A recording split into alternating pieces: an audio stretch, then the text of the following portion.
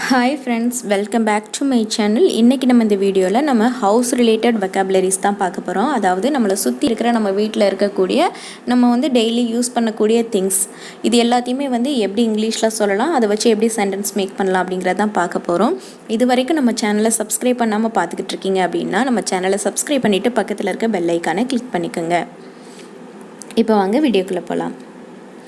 First sentence, தூசு தட்டு. நம்ம சொல்லுவோம் இல்லையா, தூசு அதிகமாக இருக்கு பாரு, தூசு தட்டு அப்படின்னு சொல்லுவோம் இல்லையா. இதை வந்து எப்படி இங்கிலீஷில் சொல்லலாம்? டூ த டஸ்டிங். டூ த டஸ்டிங் அப்படின்னா தூசு தட்டு அப்படின்னு அர்த்தம். நெக்ஸ்ட் ஒன், உங்கள் கைகளை ஒழுங்காக கழுவுங்கள். நம்ம சொல்லுவோம் இல்லையா, குழந்தைங்கக்கிட்டேலாம் சொல்லுவோம் இல்லையா, கைகளெல்லாம் ஒழுங்காக கழுவிட்டு வாங்க, விளையாண்டு வந்தாங்கன்னா நம்ம சொல்லுவோம் இல்லையா, கைகளை ஒழுங்காக வாஷ் பண்ணிட்டு வாங்க அப்படின்னு சொல்லுவோம் இல்லையா. இந்த வார்த்தையை எப்படி இங்கிலீஷில் சொல்லலாம்? Wash your hands properly. Wash your hands properly. Next one, சிறிது நேரம் உடற்பயிற்சி செய்யுங்கள். நம்ம சொல்லுவோம் இல்லையா, கொஞ்சம் நேரம் கொஞ்சம் உடற்பயிற்சி செய்யுங்க அப்படின்னு சொல்லுவோம் இல்லையா. குழந்தைங்கக்கிட்டையாக இருக்கட்டும், பெரியவங்கக்கிட்டையாக இருக்கட்டும், நம்ம சொல்லுவோம் இல்லையா, கொஞ்சம் நேரம் உடற்பயிற்சி செய்யுங்க. இந்த வார்த்தையை எப்படி சொல்லலாம்? Do exercise for some time. Do exercise அப்படின்னா உடற்பயிற்சி செய்கிறது. ஃபார் சம் டைம் அப்படின்னா கொஞ்ச நேரம் உடற்பயிற்சி செய்யுங்கள் அப்படிங்கிறத do exercise for some time அப்படின்னு சொல்லணும். நெக்ஸ்ட் ஒன், நான் அவர்களது வீட்டுப்பாடம் செய்ய உதவுகிறேன். நம்ம சொல்லுவோம் இல்லையா, நான் வந்து அவங்களுக்கு ஹோம்ஒர்க் செய்ய உதவுறேன் அப்படின்னு நம்ம சொல்லுவோம் இல்லையா. நம்ம குழந்தைங்களுக்கு வந்து நம்ம ஹோம்ஒர்க் செய்கிறதுக்கு வந்து ஹெல்ப் பண்ணுவோம் இல்லையா. அதை நம்ம வந்து சொல்லுவோம் இல்லையா, என்ன பண்ணிகிட்ருக்கீங்க அப்படின்னு கேட்டால், நான் வந்து அவங்க ஹோம்ஒர்க் செய்கிறதுக்கு ஹெல்ப் பண்ணுறேன் அப்படின்னு சொல்லுவோம் இல்லையா. நான் அவர்களது வீட்டுப்பாடம் செய்ய உதவுகிறேன். இந்த வார்த்தை இங்கிலீஷில் I help them to do their homework. I help them to do their homework அப்படின்னா நான் அவங்களோட ஹோம்ஒர்க் செய்ய உதவுறேன் அப்படின்னு அர்த்தம். நெக்ஸ்ட் ஒன், தரையத்தோட. நம்ம சொல்லுவோம் இல்லையா, தரை அழுக்காக இருக்குது பாரு, தரையத்தோட அப்படின்னு சொல்லுவோம். இல்லைன்னா தரை தண்ணியாக இருந்ததுன்னா நம்ம சொல்லுவோம்ல, அதை தொடப்பா அப்படின்னு சொல்லுவோம் இல்லையா. இந்த வார்த்தையை எப்படி இங்கிலீஷில் சொல்லலாம்? Mop the floor. Mop the floor அப்படின்னா தரையத்தோட அப்படின்னு அர்த்தம். நெக்ஸ்ட் ஒன், உன் தலைமுடியை காயவை. நம்ம சொல்லுவோம்ல, தலைமுடி ரொம்ப ஈரமாக இருக்குது பாரு, தலைமுடியை காயவை. குளிச்சுட்டு இப்படியே சரியாக துடைக்காமல் வந்துட்டாங்கன்னா நம்ம சொல்லுவோம் இல்லையா, தலைமுடியை காயவை அப்படின்னு சொல்லுவோம் இல்லையா. Try your hair. Try your hair அப்படின்னா உன் தலைமுடியை காயவை ஆர் உலரவை அப்படின்னு அர்த்தம். நெக்ஸ்ட் ஒன், எங்கள் வீட்டில் போதுமான அறை உள்ளது. நம்ம சொல்லுவோம் இல்லையா, எங்கள் வீட்டில் போதுமான ரூமெல்லாம் இருக்குது அப்படின்னு நம்ம சொல்லுவோம் இல்லையா. எங்கள் வீட்டில் போதுமான அறை உள்ளது. இந்த வார்த்தையை எப்படி இங்கிலீஷில் சொல்லலாம்? We have enough rooms in our home. We have enough rooms in our home அப்படின்னா எங்கள் வீட்டில் போதுமான அறை உள்ளது அப்படின்னு அர்த்தம். நெக்ஸ்ட் ஒன், தரை சிவப்பு கம்பளத்தால் மூடப்பட்டுள்ளது. நம்ம சொல்லுவோம்ல, ஏதாவது ஃபங்க்ஷன் போயிட்டு வந்தோம்னா நம்ம சொல்லுவோம்ல, ஏதாவது வந்து ஸ்டேஜ் ப்ரோக்ராம் அந்த மாதிரியெல்லாம் இருக்கும்போது நம்ம வந்து சொல்லுவோம்ல, தரை வந்து சிவப்பு கம்பளத்தால் மூடப்பட்டுள்ளது அப்படின்னு நம்ம சொல்லுவோம் இல்லையா. அங்கே வந்து ரெட் கார்பெட்டால் கவர் பண்ணியிருந்தாங்க அப்படின்லாம் நம்ம சொல்லுவோம் இல்லையா. இந்த வார்த்தை எப்படி இங்கிலீஷில் சொல்லலாம்? The floor is covered with a red carpet. The floor is covered with a red carpet அப்படின்னா தரை சிவப்பு கம்பளத்தால் மூடப்பட்டுள்ளது அப்படின்னு அர்த்தம். நெக்ஸ்ட் ஒன், தினமும் குப்பைத்தொட்டியை சுத்தம் செய்யவும். நம்ம சொல்லுவோம்ல, டெய்லி வந்து குப்பைத்தொட்டியை சுத்தம் பண்ணுங்க அப்படின்னு நம்ம சொல்லுவோம்ல. இதை வந்து எப்படி வந்து இங்கிலீஷில் சொல்லலாம்? Clean the trash bin every day. Clean the trash bin every day அப்படின்னா தினமும் குப்பைத்தொட்டியை க்ளீன் பண்ணணும் அப்படின்னு அர்த்தம். நெக்ஸ்ட் ஒன், அவள் இப்போ தான் தரையை தொடச்சா. நம்ம சொல்லுவோம் இல்லையா, அவள் இப்போ தான் தரையை தொடச்சிட்டு போனால் அதுக்குள்ளேயும் வந்து மறுபடியும் அழுக்கு பண்ணிட்டீங்க அப்படின்னு நம்ம குழந்தைங்களெல்லாம் திட்டுவோம் இல்லையா. அவள் இப்போ தான் தரையை வந்து தொடச்சா அப்படிங்கிறத இங்கிலீஷில் she has just mopped the floor.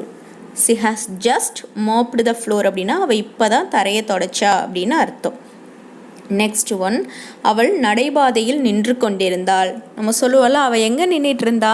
அவள் வந்து அந்த நடைபாதையில் நின்றுட்டு இருந்தா அப்படின்னு நம்ம சொல்லுவோம் இல்லையா. இதை வந்து எப்படி இங்கிலீஷில் சொல்லலாம்? she was standing at the corridor. she was standing at the corridor அப்படின்னா அவள் நடைபாதையில் நின்று கொண்டிருந்தாள் அப்படின்னு அர்த்தம். நெக்ஸ்ட் ஒன், எங்களிடம் 2 கத்திகள் உள்ளன. நம்ம சொல்லுவோம்ல, எங்ககிட்ட 2 கத்தி இருக்குது அப்படின்னு நம்ம சொல்லுவோம் இல்லையா. இதை வந்து எப்படி இங்கிலீஷில் சொல்லலாம்? we have 2 knives. we have 2 knives அப்படின்னா எங்ககிட்ட 2 கத்திங்க இருக்குது அப்படின்னு அர்த்தம்.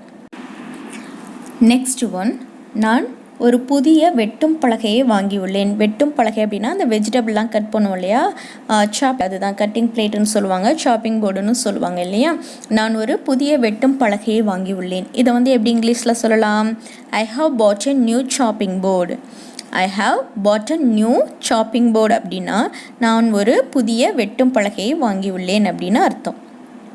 நெக்ஸ்ட் ஒன், கூரையில் ஒரு மயில் உள்ளது. நம்ம சொல்லுவோம்ல, அந்த கூரையில் ஒரு மயில் இருக்குது பாருங்களேன் அப்படின்னு நம்ம சொல்லுவோம் இல்லையா, கூரையில் ஒரு மயில் உள்ளது. there is a peacock on the roof. there is a peacock on the roof அப்படின்னா அந்த கூரையில் ஒரு மயில் இருக்குது அப்படின்னு அர்த்தம்.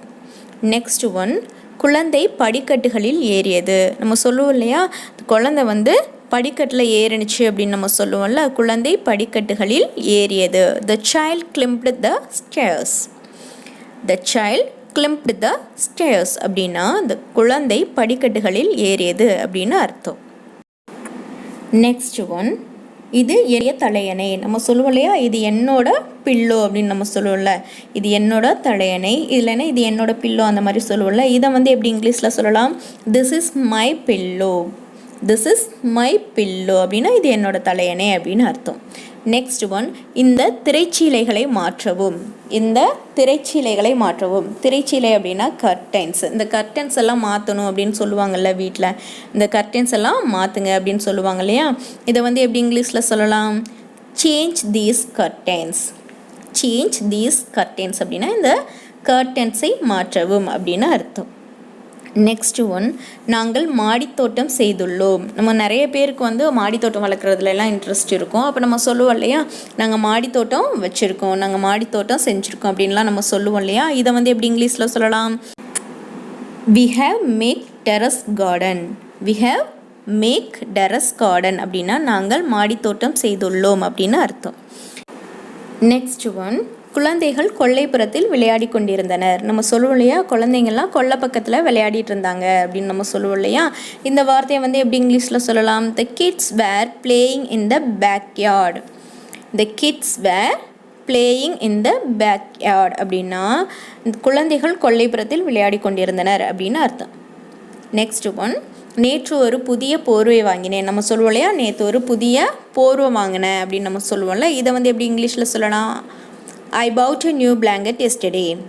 I bought a new blanket yesterday அப்படின்னா நேற்றுக்கு நான் வந்து ஒரு புதிய போர்வை வாங்கினேன் அப்படின்னு அர்த்தம். ஓகே ஃப்ரெண்ட்ஸ், இன்றைக்கான 20 சென்டென்சஸ் என்னென்ன அப்படிங்கிறத பார்த்தாச்சு. ஒவ்வொரு வார்த்தையுமே நம்ம வந்து தமிழில் சொல்லி அதை எப்படி இங்கிலீஷில் வந்து சொல்கிறது அப்படிங்கிறத பார்த்துருக்கோம். இது எல்லாத்தையுமே வந்து நீங்கள் டே டு டே லைஃப்பில் நீங்கள் யூஸ் பண்ணி பாருங்கள், ப்ராக்டிஸ் பண்ணி பாருங்கள். கண்டிப்பாக வந்து இங்கிலீஷ் வந்து ஃப்ளூயண்ட்டாக பேச முடியும். இப்போ நம்மளோட ஹோம்ஒர்க்குக்கான டைம். இங்கே வந்து நான் ஒரு 5 தமிழ் சென்டென்சஸ் கொடுக்குறேன். அதை அப்படியே நீங்கள் இங்கிலீஷில் கன்வெர்ட் பண்ணி கமெண்ட்டில் பிங்க் பண்ணுங்கள். இன்றைக்கி நம்ம பார்க்க போகிற ஃபஸ்ட்டு சென்டென்ஸ், சீக்கிரம் வீட்டுக்கு வா. செகண்ட் ஒன், தினமும் வீட்டை சுத்தம் செய். தேர்ட் ஒன், எங்கள் வீட்டில் போதுமான அலமாரி உள்ளது. அலமாரி அப்படின்னா கபோர்டு. ஃபோர்த் ஒன், நான் ஒரு புதிய கார் வாங்கினேன். ஃபிஃப்த் ஒன், இந்த தலையணையை மாற்றவும். இந்த வீடியோ உங்களுக்கு ஹெல்ப்ஃபுல்லாக இருந்ததுன்னா உங்கள் ஃப்ரெண்ட்ஸ் அண்ட் ஃபேமிலி மெம்பர்ஸ்க்கு ஷேர் பண்ணுங்கள். நம்ம சேனல் உங்களுக்கு பிடிச்சிருந்ததுன்னா நம்ம சேனலை சப்ஸ்கிரைப் பண்ணுங்கள். தேங்க்யூ ஃபார் வாட்சிங்.